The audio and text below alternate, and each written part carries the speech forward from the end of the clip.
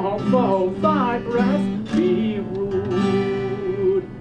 Hail, sing hail unto the green holly, most friendship is feigning, most loving mere folly. Then hey ho the holly, this life is most jolly. Then hey ho the holly, this life is most jolly. Good old man, thou art right welcome. I'm right. As thy master is. Give me your hand, and let me all your fortunes understand. Not see him since? Sir, sir, that cannot be. Find out thy brother, wheresoe'er he is. Seek him with candle. Bring him dead or living within this 12-month, or turn you no more to seek a living in our territory.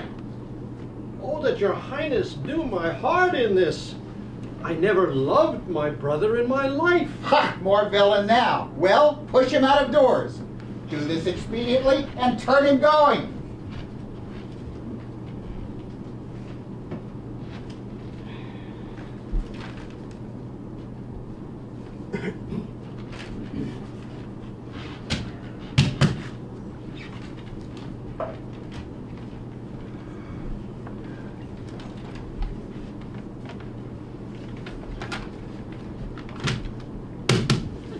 Hang there my verse in witness of my love.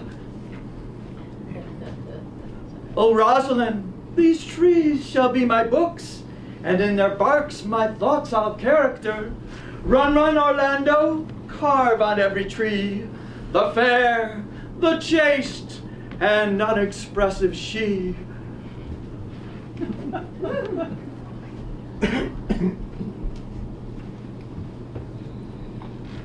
And how like you this shepherd's life, Master Touchstone? Truly, shepherd, in respect of itself, is a good life. But in respect it's a shepherd's life, it's not. As it is a spare life, look you, it fits my humor well.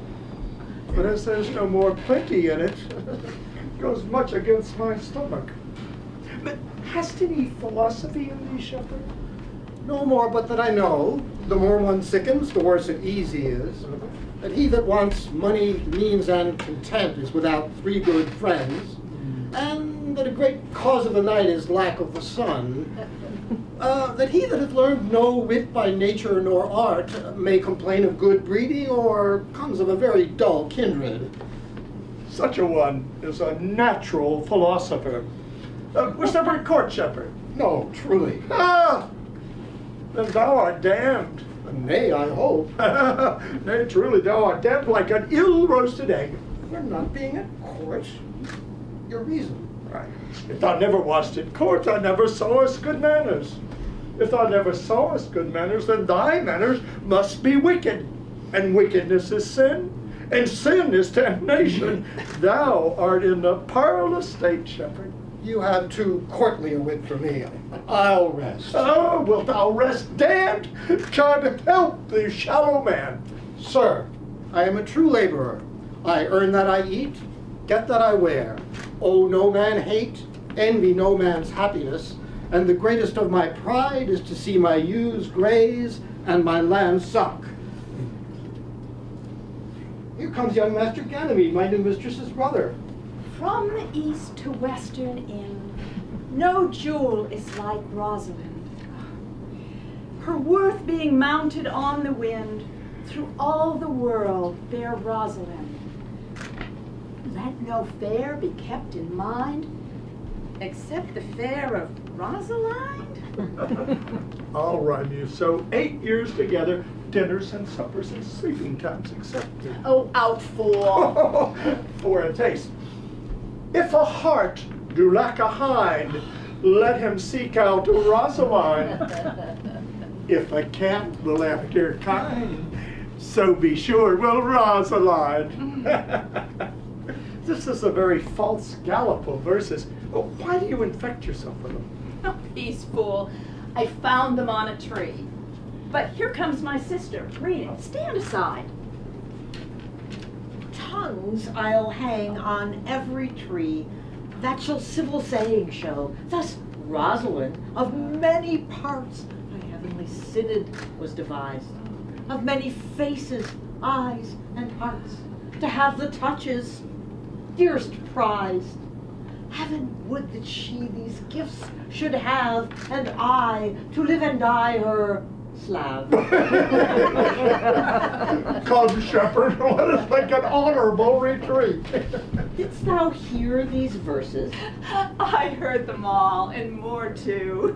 But didst thou hear without wondering how thy name should be hanged and carved upon these trees? Try who hath done this. Is it a man? And a chain that you once wore about his neck.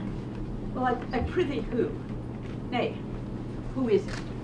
Tell me who it is! Oh, wonderful, wonderful, and most wonderful, wonderful, and yet again, wonderful. And after that, out of all whooping.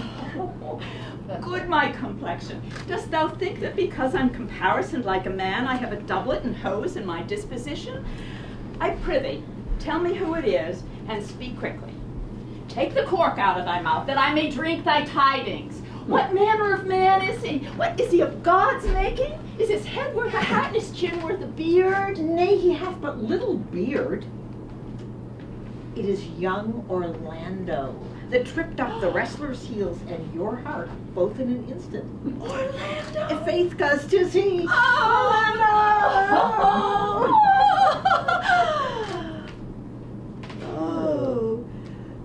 Oh, alas the day. What shall I do with my doublet and hose? Oh, what did he when thou sawest him? How looked he? What said he? Did he ask for me? Where remains he? How parted he with thee? When are you going to see him again? Speak in one word, tell me. I found him under a tree like a dropped acorn. Oh, it may well be called Jove's tree if it drops forth such fruit. Proceed. There lay he stretched along like a wounded knight. That would be a pity to see such a sight. It well becomes the ground. Ah, speak, sweet, stay on. You bring me out. Soft, comes he not here? Oh, 'tis he. Slink by and note him.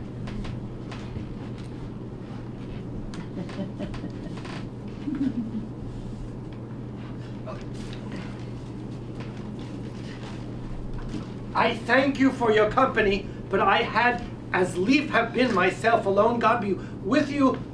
Let's not meet again. I do desire we may be better strangers. I pray you mar no more trees with writing love songs in their barks.